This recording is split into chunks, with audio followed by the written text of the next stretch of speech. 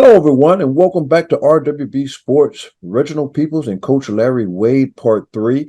Once again, I am very excited to be sitting here talking to this inspirational young gentleman who is inspiring me through all three of these sessions. And I can't be more happy than to be able to have you for a third session. Thank you.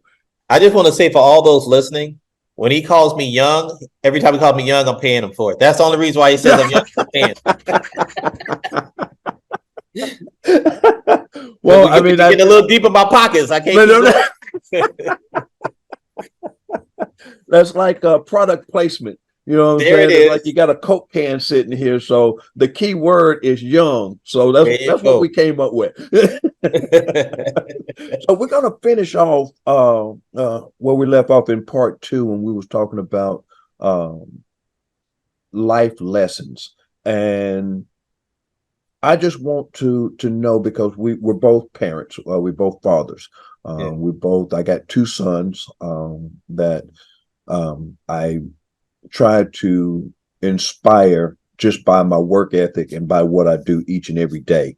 One's up in New York and the other one is back in Tennessee. Wonderful. So some of the life lessons that, I shared with my sons is that nothing is free. Anything you want, you're going to have to work for it. That's a good one. No matter what I have given you as a parent, once you get out there on your own, life is totally different. Absolutely. Absolutely. And you got to work for it. What is some of the lessons that you've shared with your son and your family as they've gotten older? Well, I got two major ones, right? Two major ones. One in which I learned while I was working with Sean and Kenny Porter. The one I learned from them was basically the way you do one thing is the way you do everything. And that is a true statement, because if you procrastinate in doing your homework, you procrastinate in paying and making up your bed, if you procrastinate in washing the dishes, I can promise you're going to procrastinate in paying your bills. You're going to procrastinate in picking the kid up on time. You're going to procrastinate in everything else. It's not just limited to one thing. Your behavior helps determine your ability to be successful no matter where you're at. So if you were successful in one area, say football, and you committed and put the work ethic in to get there, then there's a good chance if you transition to something else in business world, you'll take that same mentality, that same behavior, that same mentality of me being the greatest over to being into business or whatever sort you choose. The other one is one I give to not just my kids, but anybody who ever listens. I have people ask me all the time, Coach Wade, what advice can you give me if I'm graduating high school and I want to be successful? What can I do so that I can be successful? And I tell them all the same thing. And I tell my son this: son, I personally am not going to try to tell you what you should do with your life. I will guide you. But my advice to him and to anyone else that just wants to know what advice I would give him about being successful is this: choose one thing, be the very best at that one thing. Yes. And through that one thing will make room for everything. Yes. And my son's like, what does that mean, Dad? I said, I'm going to tell you. And we watched ESPN and other stuff. I said, you see this guy right here? He's a football player. He's not a commentator. But he was so good at being a football player that being a football player opened up the opportunity for him being a commentator. He'd be so good as a commentator that it opens the door for him to be a model and spokesman for whatever, liquor or alcohol, whatever it is they do. Right.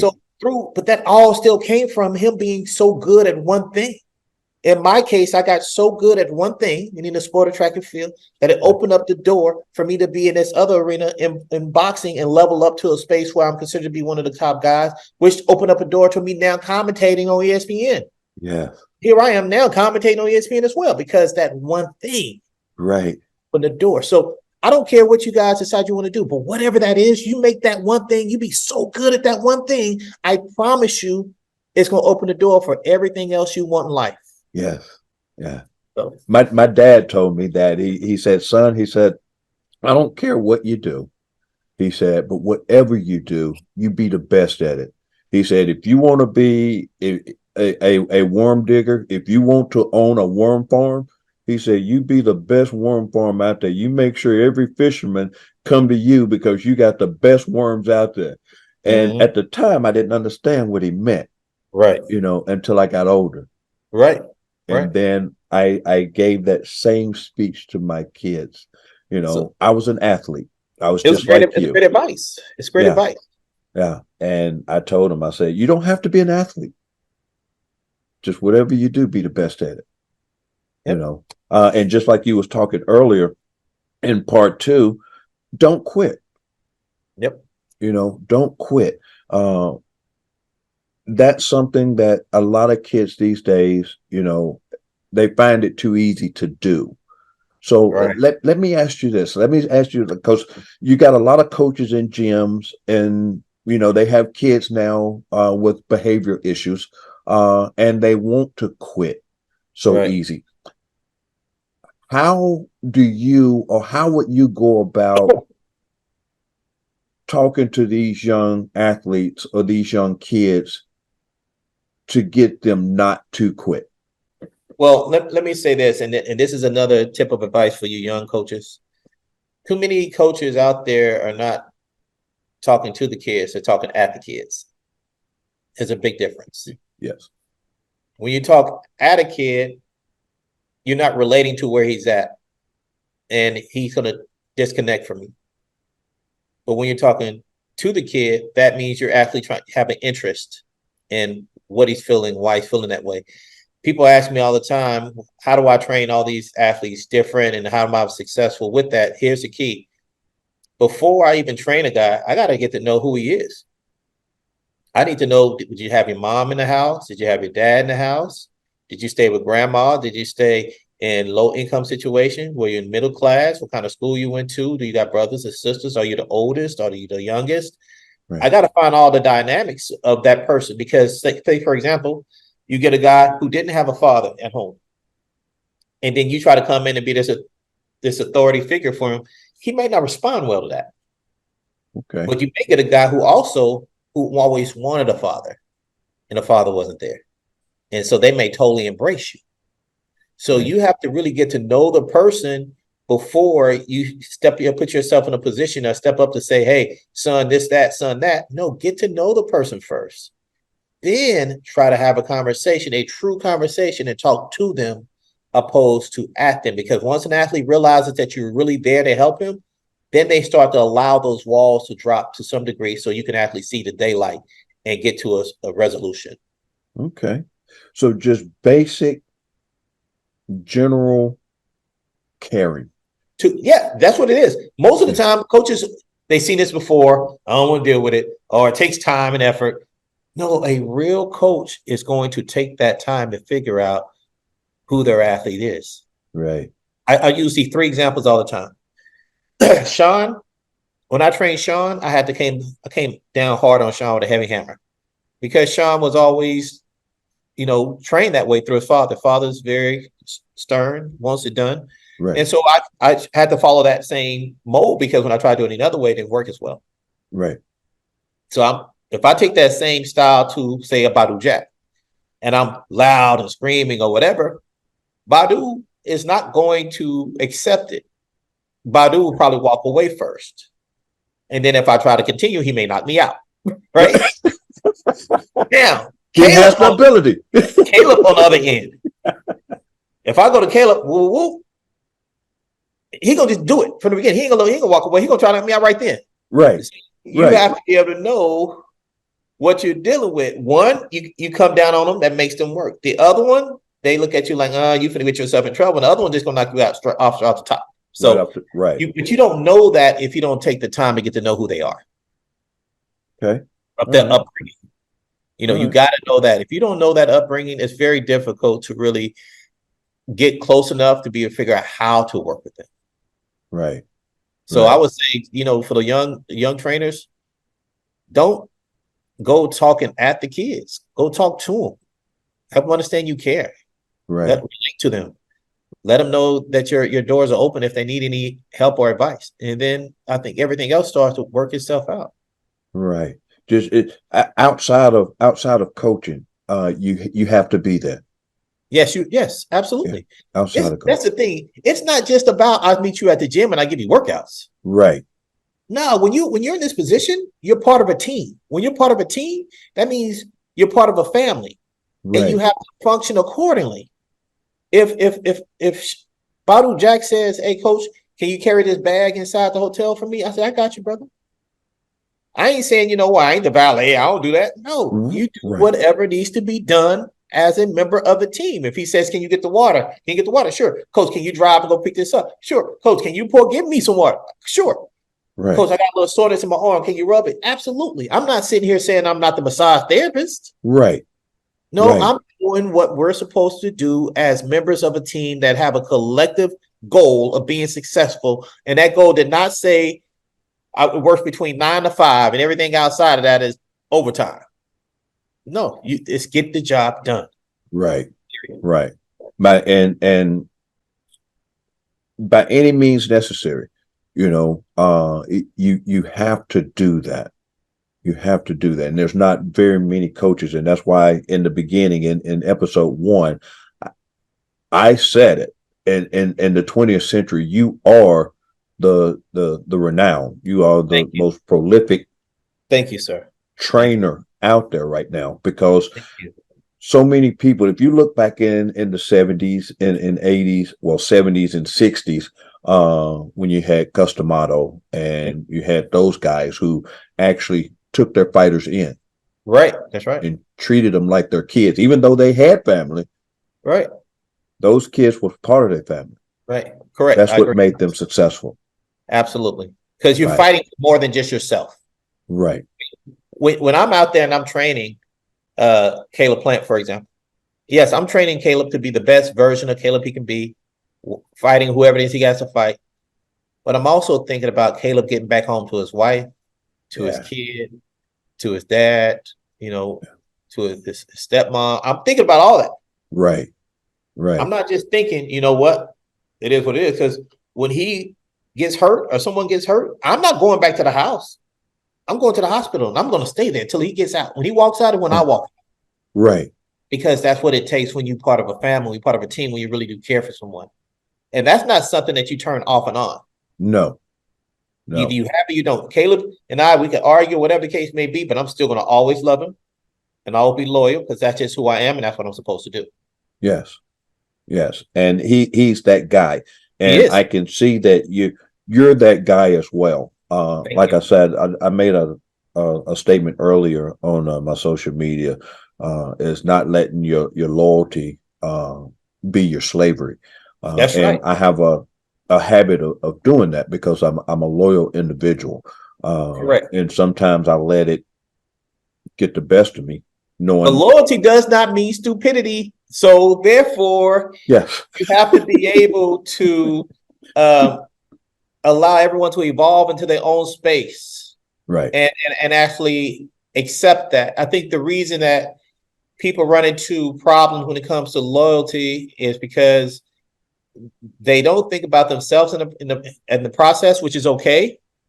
But you never want to put yourself in a space where you'll regret being loyal, because then that's caused more problems inside the relationship. Right. You don't ever want to put yourself in a space where you feel regret and or disrespect. Okay. So, because that'll make you bitter toward it. That doesn't mean you still can't love that person or be loyal to that person. You just have to do it in a different way. Right. Right. We have this thing that the organization I belong to, I'm a Freemason. We have this thing that we say you feed them with a long handled spoon. Yeah. You still but that's only because I'm Alpha Phi Fraternity Incorporated. That's why. Yes, sir. Yes, sir. So you know. All my founders were Masons. Yeah. Yes, sir. Yes, sir. Your foundation is my foundation. Exactly right. Yeah. Exactly right. So yes, I fully understand. Something else we have in common. Absolutely. So when I say loyalty, you know what that means. Absolutely. Because we're on that level. Yes. of loyalty. So, and I can't ask enough questions to try to get information, because this is all information that I'm using for myself. Yes, I get And it. when I interview people, I interview them, to try to pull things out of them that I can use, to advance me. Right. But I can't thank you enough, Thank you. Coach Wade, for doing this. Um, I can't do nothing but wish the greatest of whatever is in store for you, Thank you. Same to you. for your company and for what you do. I will definitely be following you uh, forever. Well, know this: God has given me this opportunity, and this is part of my responsibility. And if you have questions about it, there are other people out there who also would have questions about it, and it'll help inform them. And I really do believe at this point, God owes me nothing else. He's Right. given me everything I could possibly want and need in life. And the only thing I want to do now is to give back, That's it.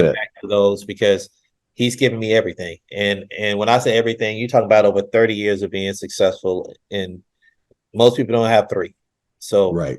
I just want to give it back to those who feel like they need it. And I'm always here as a resource, not only for them, but for you as well. So thank you for allowing me to be on the show. And I know for a fact, if you ever need anything from me, I'm a phone call away, Yes, and we'll sir. definitely get done. After this, I'm going to forward Run, you over my run. No, you're going information. to run. No, you're Yeah. going to run. Remember that run? Yeah. Yeah.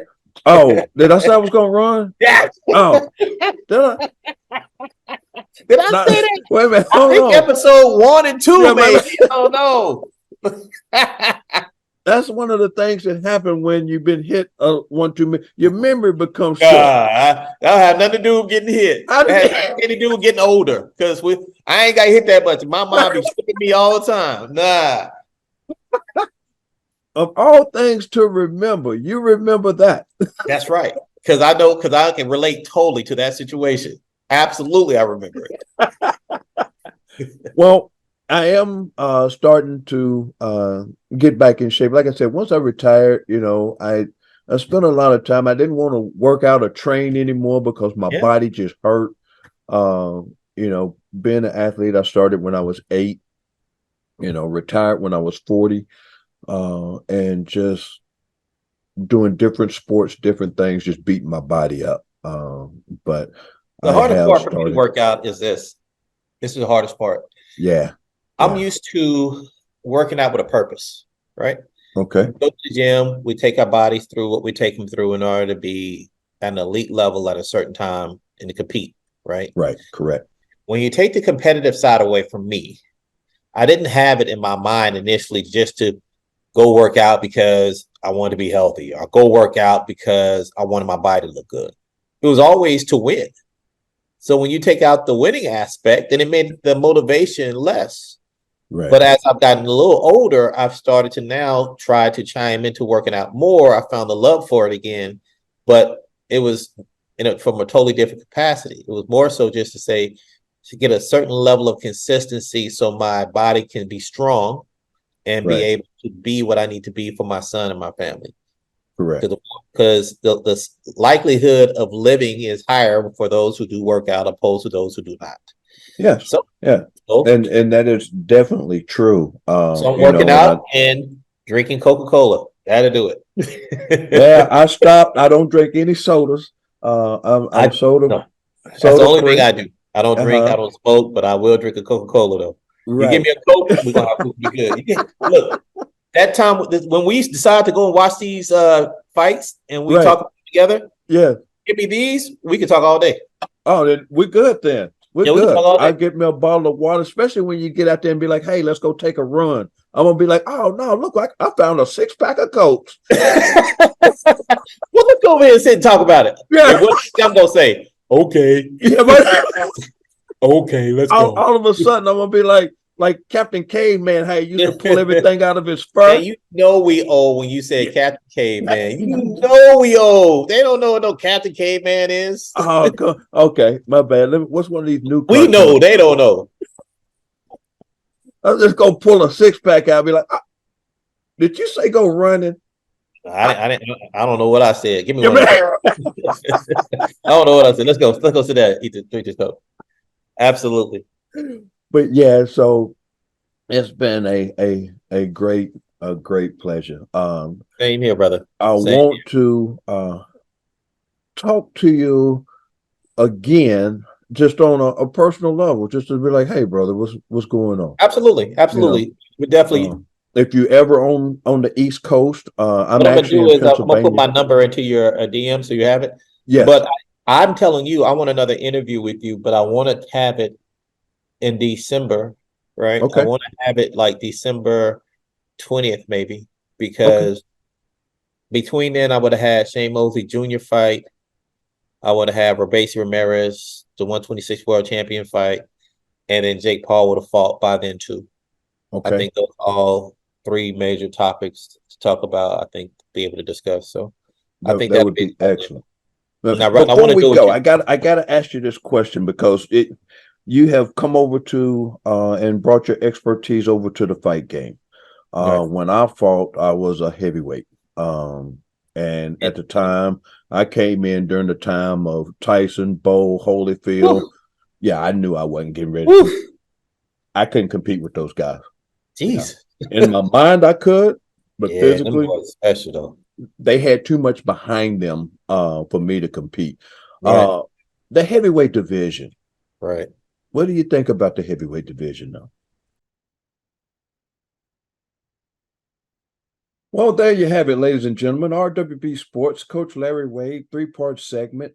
I hope you enjoyed it as much as I did. I can't tell you how motivated I was by being able to sit down and talk to Coach Wade and listen to a lot of the things he had to say, a lot of the insight that he gave about being a personal trainer, a strength and conditioning coach, a motivational speaker. I just can't thank him enough for taking time out to come on and let RWB Sports interview him and talk to him about just, everyday life. We got to know him as a personal trainer, fit strength and conditioning coach. We got to see him as a motivational speaker. And there at the end in part three, we got to see Larry Wade as Larry Wade himself, you know, the father, the husband, the dad, the coach, the mentor. We got to see all aspects of Coach Wade, and we ended up asking him about the heavyweight division. I cut it off and I left it at that because I'm wanting him to come back because I'm wanting him to talk about the heavyweight division and where it's going, what he thinks about it, as we share our ideas on what the division is doing and where it's going. But you did hear him say that he is going to come back in December and talk about three upcoming fights that he has with Sean Porter Jr., not Sean Porter Jr., Shane Mosley Jr., and Jake Paul should have his fight by then. But it was my pleasure to be able to sit down with Coach Wade and talk to him. So whatever you do, follow him on Instagram, follow him on Facebook, go to his website, check him out. If you got anything that you have any questions about, I'm sure he would, reach out and help you in any kind of way. Like I said, he's mentoring three guys right now.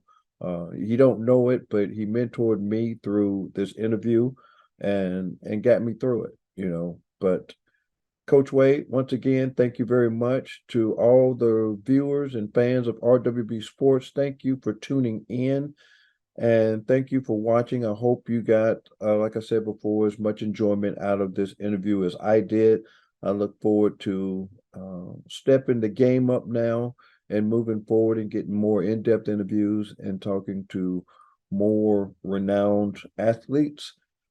So, with that said, this is Reginald Peoples and RWB Sports, and we'll catch you in the turn. We'll see you.